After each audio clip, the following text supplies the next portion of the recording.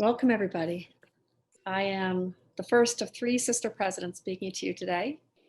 We have worked as a trio to see the SAA through a very difficult year, so this feels a fitting way to present the president's address. I miss being together enormously, and I know that sentiment is shared widely. I've heard it so much all week. I've also felt what I hope you have, just how joyful it is to be able to move from my normal work into the intellectual community of the SAA right now, this week, into my intellectual heart's home in so many ways. I'm the prologue, and my part of this address is going to be pretty simple. I'm going to talk about two things that have preoccupied my mind as a leader for the last few months. One is concrete, and one is a little bit more abstract. They are first, gratitude, and second, theories of change. It's always proper to begin with thanks. And in this pandemic year, above all, we are owing a great debt of gratitude to the SAA staff and their brilliant leader, Executive Director Karen Raber. Her team is Assistant Director, Beatrice Lay, Program Associate, Donna Evan Kassef, and Project Coordinator, Ginny McCarley. Together, they have steered the SAA safely through a tumultuous year, the most difficult year in our nearly 50-year history. Their teamwork this year should be a source of deep pride for this association in very concrete ways, from the way that we carried off seminars last spring to this, our first ever virtual conference. This community has been sustained by the dedication of this team, by their creativity, their resourcefulness, their foresightedness. And this is at a time when every single one of those qualities is so difficult to keep going. To mount a conference online is a major undertaking. To do so in a way that serves the diverse needs of our membership and is as attentive as we can be to the vulnerabilities of so many this year, to different time zones, to disciplines, to personal situations. It has mattered enormously in ensuring the sense of community, even at a distance, that they've run this conference so well. So I hope that every SAA member will take a moment to send a note of thanks. Though sorry, Karen, for your inbox if that fills up. We are well studied for liberal thanks, which we do owe you. Next, I want to share gratitude to my fellow executive committee members and trustees. The trustees have worked remotely all year, and we've been meeting much more frequently, doing more outreach, more communication, and doing everything that we can to make the SAA responsive to our members during what we know has been a most difficult for you, and to make our efforts at doing that transparent. Our work has been future-oriented at every stage of the year. The immediate future, which is the program, how do we bring forward what we still had from last year and integrate it this year and think about next year? And the longer term future, how to sustain intellectual community and meet the growing, more diverse, more intensive needs of the membership. In respect to the program and conference, we owe gratitude to the Local Arrangements Committee for 2020, most of whose contributions rolled over to future years. So I'm going to thank them and their institutions. Rebecca LaRoche, Chair, and the University of Colorado, Colorado Springs. Robert Darcy and the University of Nebraska, Omaha. David Glimp and the University of Colorado, Boulder. Sharon Harris and Brigham Young University. Roz Henschel and Colorado State University. Jonathan Lamb and the University of Kansas. Kate McPherson and Utah Valley University. Peter Parolin and the University of Wyoming.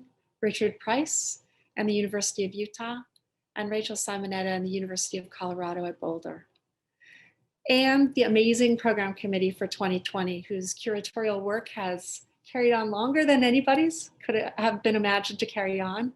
Gina Bloom, the chair, Dennis Britton, Laura Estel, Timothy Francisco, Susan Fry, Wendy Beth Hyman, and Rory Vincent Lucknon.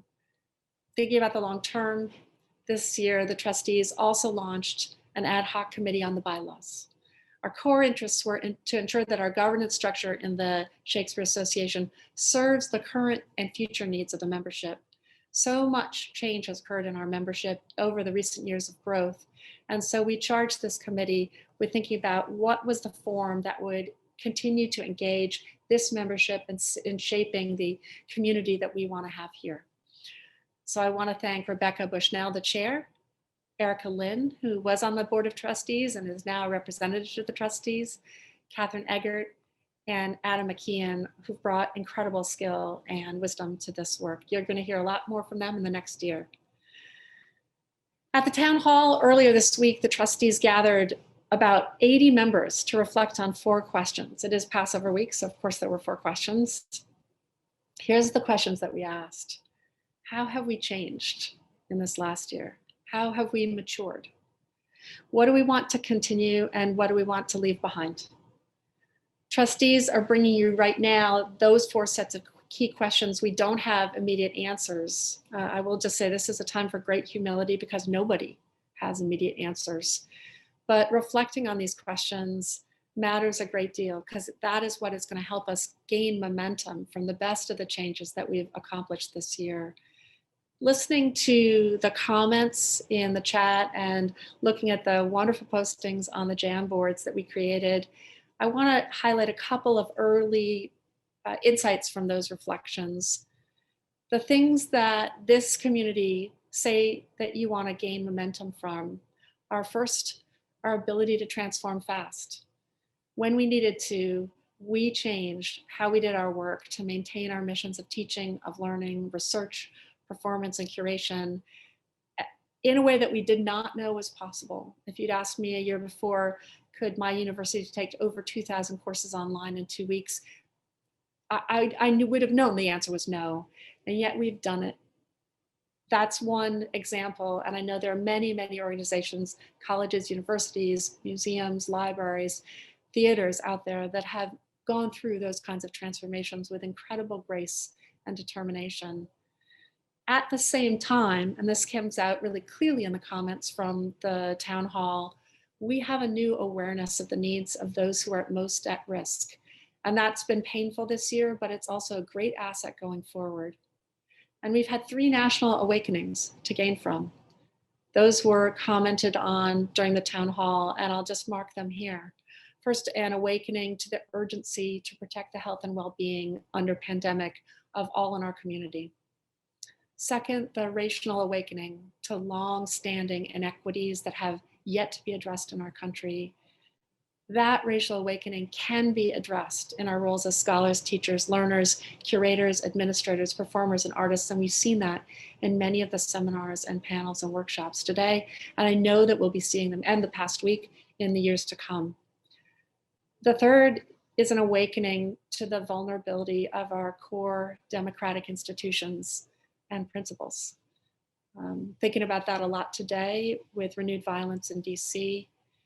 For institutions that are dedicated to making new knowledge, and I include our creative artists among that, teachers, scholars, artists, curators, editors, learners, the importance of conveying, inculcating evidence-based argument, evidence-based creativity has never been more important or urgent than at any other time in my career than it is now.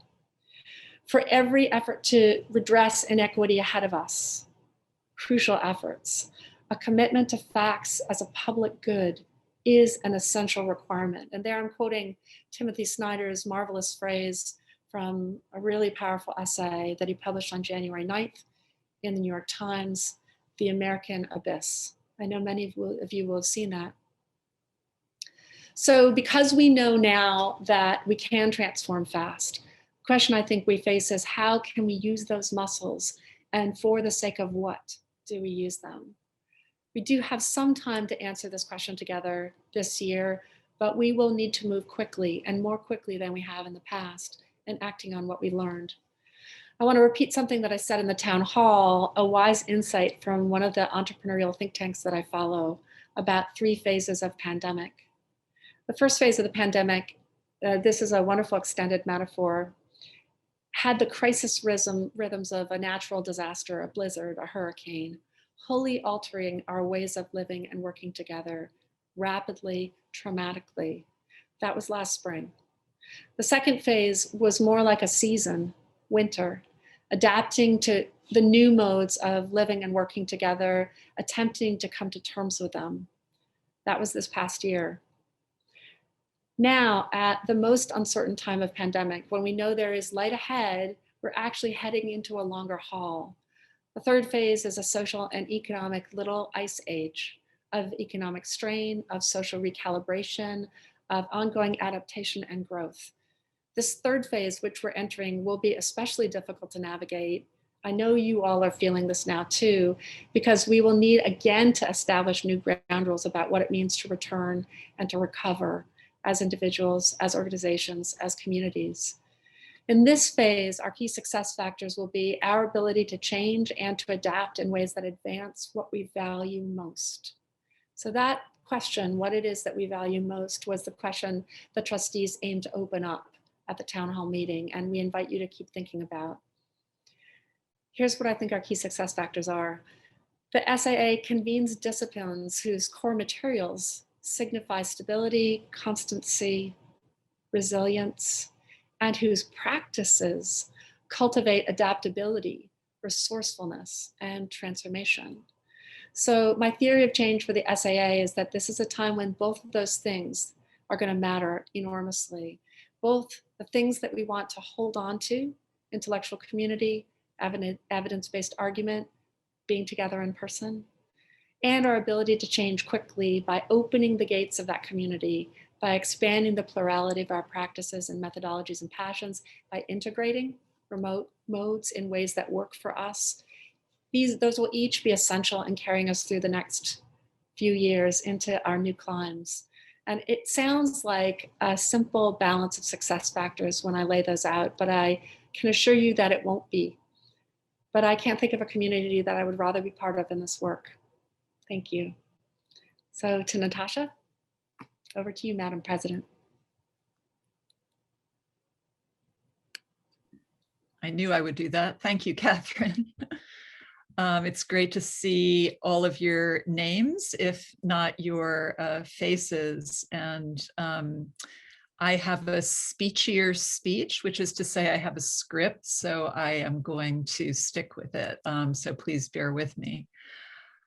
In this year of untold losses, when the president's address has fittingly been moved from the luncheon to the cocktail hour, at least on the East Coast, a time when SAAers traditionally gather to share a year's worth of war stories and wit, I want to hold space for collective condolement as well as for conviviality, as both are crucial, I think, to the future flourishing of our community.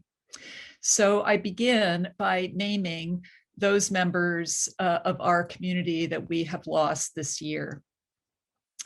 Catherine Belsey, Harry Berger Jr., Christina Malcolmson, Brandy Siegfried, all made signal contributions to our field and are acknowledged on the SAA's In Memoriam webpage. If there are others, and I imagine there are, I hope they will be made known to us for inclusion there. Reading through the archive of SAA presidential addresses over the past decade, I discern a common theme or insight, perhaps best expressed by the late Russ McDonald, who maintained in 2011 that, quote, the SAA has grown and thrived because it fosters community, and that this function is especially valuable when the buffets of our daily lives leave us damaged and in need of solace, unquote. At its best, the SAA provides structures that support and hold us together in times of duress, as Heather James remarked in 2017, a place to gather in what Wendy Wall in 2018 termed a world turned upside down. For even amidst a landscape of waste and violence is community, Diana Henderson noted in 2014, presciently prompting us to consider how our digital resources might create new forms of intellectual community and opportunities to stay linked in, even and especially in times of crisis. Over the past year, I have learned a great deal about new forms of virtual community, and how they may and why they should create space for collective grief as well as joy from my students. I was thinking about mourning. A student named Hasmin commented on the social annotation app Perusal whilst in quarantine at the start of this semester, reading Hamlet alongside Thomas Clark's plague poem, Meditations in My Confinement. Taking issue with, quote, how Hamlet's mother told him that just because his father was dead didn't mean they could stop time to continue mourning because life goes on, unquote. She called out professors who share this attitude. Quote, where a family member is in the hospital or they've passed away, and there's almost like a disconnect where we're expected to act like nothing has happened, unquote. An avid gamer who teaches computer science to elementary school students of color from low-income backgrounds, Hasmin admitted that she had stayed away from Shakespeare since 5th grade after trying to read Romeo and Juliet multiple times, quote, with a dictionary right by me, just like to understand the words. And I was like, I hate this, unquote. She hastened to add earnestly, if somewhat half-heartedly, as though trying to persuade herself, quote, so I'm trying to find my love for Shakespeare, I guess. Yeah, unquote.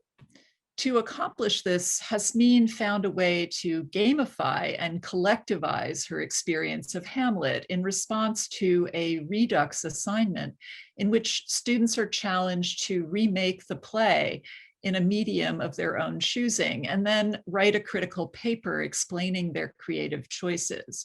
Hasmin opted to turn Hamlet into a multiplayer video game modeled on Among Us, renaming it Virus Among Us, that would allow her to replay the tragedy from multiple perspectives with her own students and friends, navigating with them the socially distanced world of Elsinore from afar in virtual community.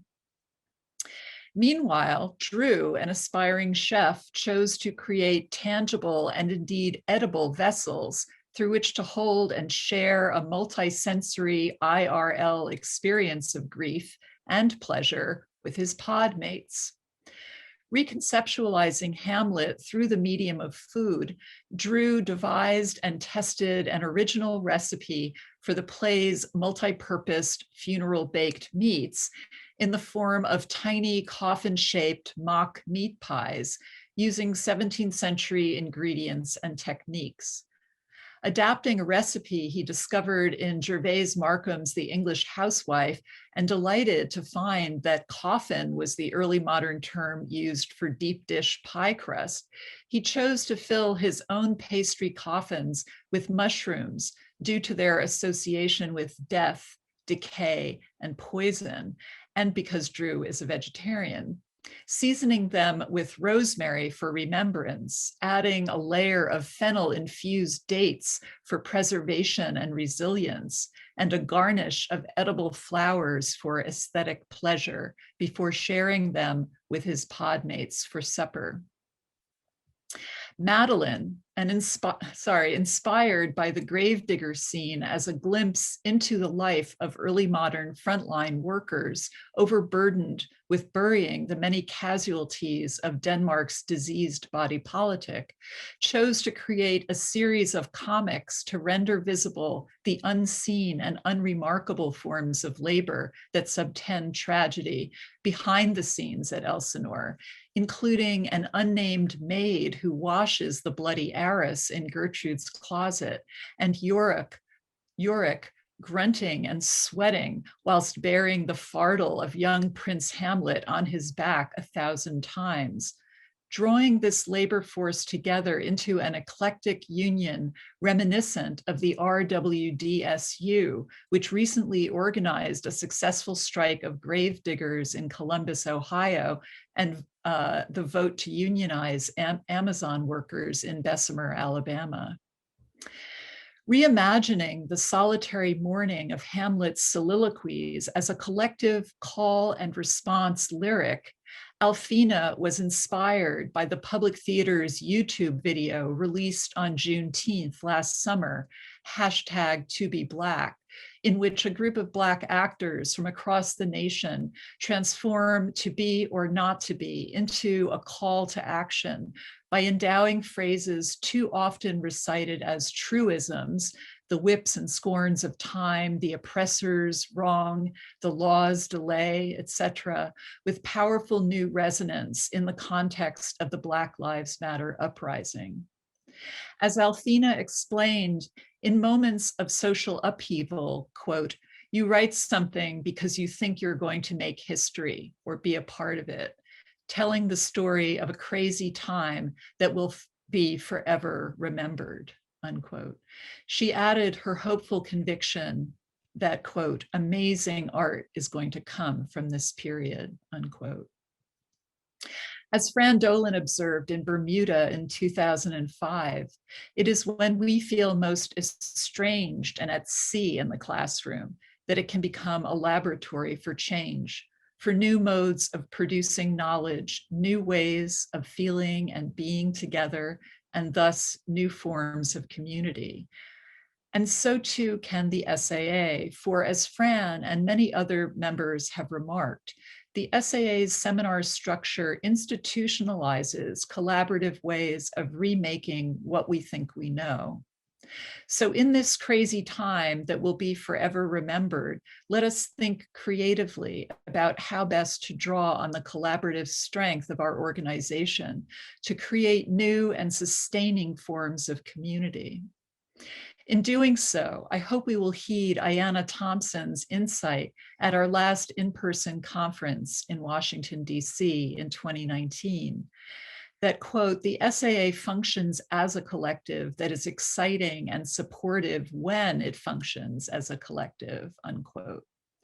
And channel the playful spirit with which she then orchestrated a performance of scaling up with open arms, with a cast of 1,100 assembled in one room, no less, into a truly capacious and inclusive community. As we continue to draw and redraw the rules of the game that define our discipline and organization, I hope we will also find inspiration in Hasmin's ludic reimagining of virtual ways to sustain broad access to intellectual community, Drew's dedication to the continuance of shared conviviality in real life, Madeline's acknowledgement of the varied forms of labor and collaboration that make community and conviviality possible, and Alfina's conviction that we can make history by imagining more inclusive futures together. In acknowledgement of the spirit of innovation and inclusion that energizes and sustains our field, the SAA has introduced 2 new awards this year. The first is an Innovative Article Award for an outstanding scholarly article that leads the field of Shakespeare studies in new directions through creative and innovative scholarly approaches and methods. I want to thank the inaugural ad hoc award committee chair, Bruce Smith, and committee members, Julia Lupton and Jane Degenhart. It is my pleasure to announce that the award goes to Christine Varnado for her essay, The Quality of Whiteness, The Thief of Baghdad and the Merchant of Venice, with honorable mention in alphabetical order to David Sterling Brown for remixing the family, Blackness and domesticity in Titus Andronicus, Adam Rezipka for How Like a God, Shakespeare and Early Modern Apprehension, and Katherine Shop-Williams for Demonstrable Disability. Our second new award recognizes pioneering and/or culturally significant efforts to foster, engage, support, and sustain broad and diverse Shakespeare publics through teaching, scholarship, performance, and/or activism. I want to thank the ad hoc award committee chair, Michelle Dowd, and committee members, Catherine Steele Brokaw and Carla Delegata.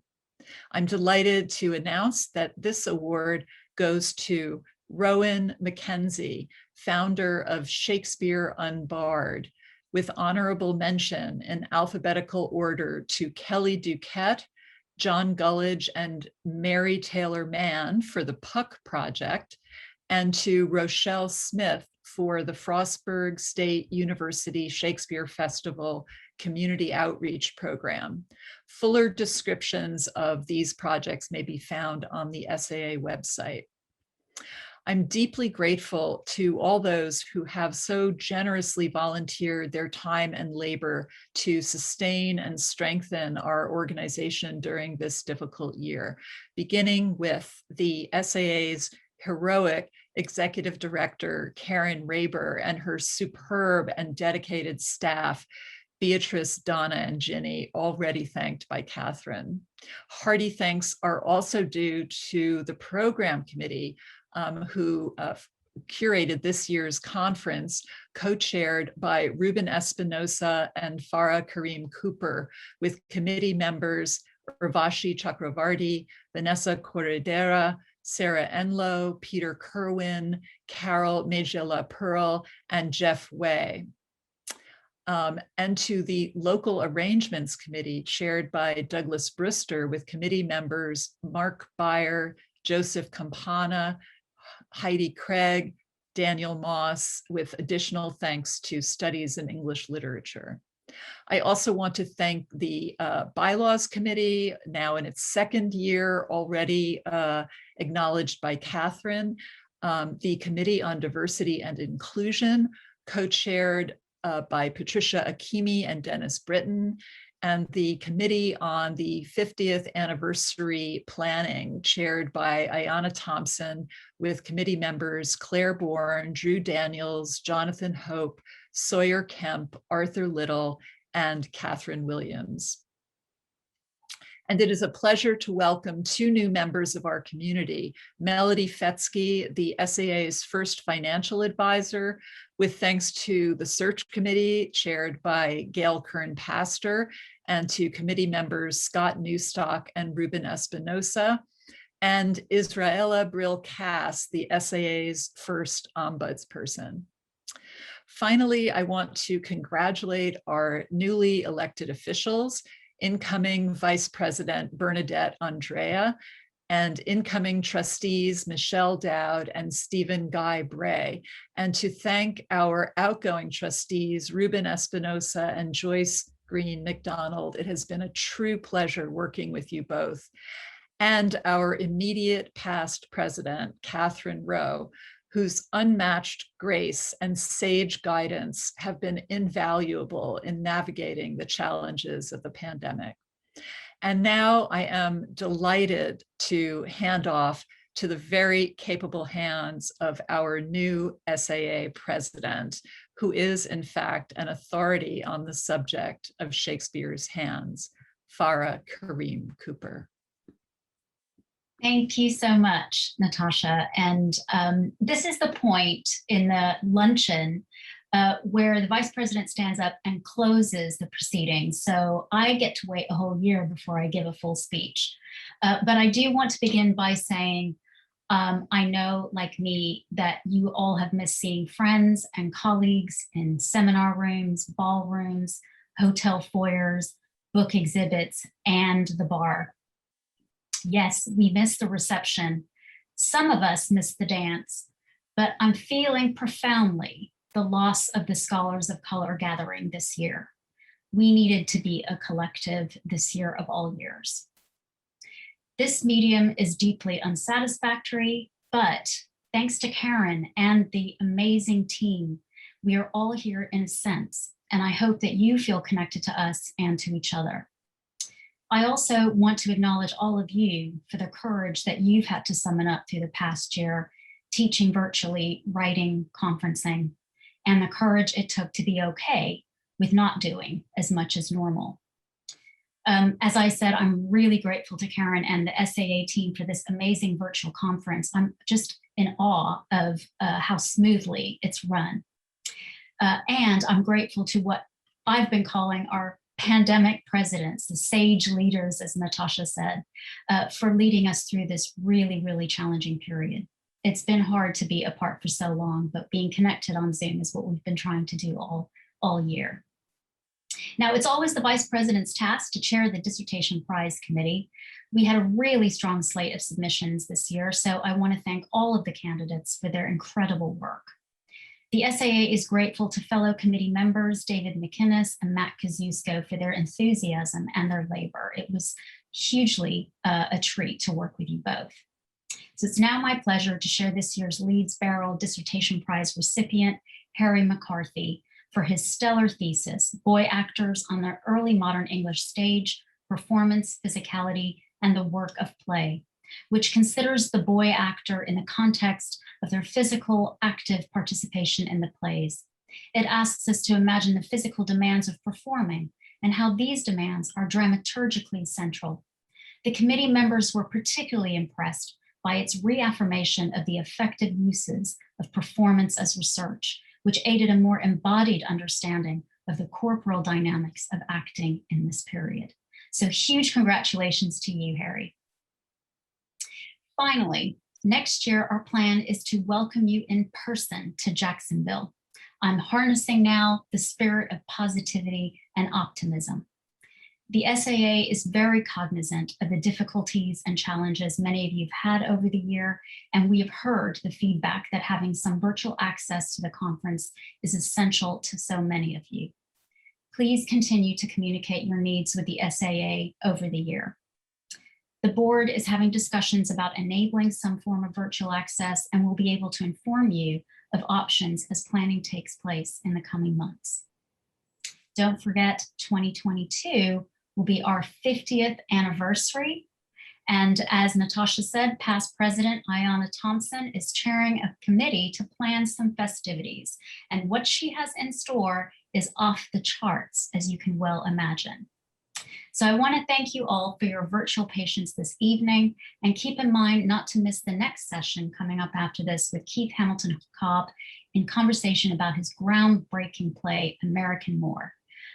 So good night, everyone, and I'll see you in Jacksonville. But first, I just need to ask my colleagues, when shall we three meet again? In thunder, lightning, or in rain? When the pandemic's done. Thank you all. You. Good night. Good night.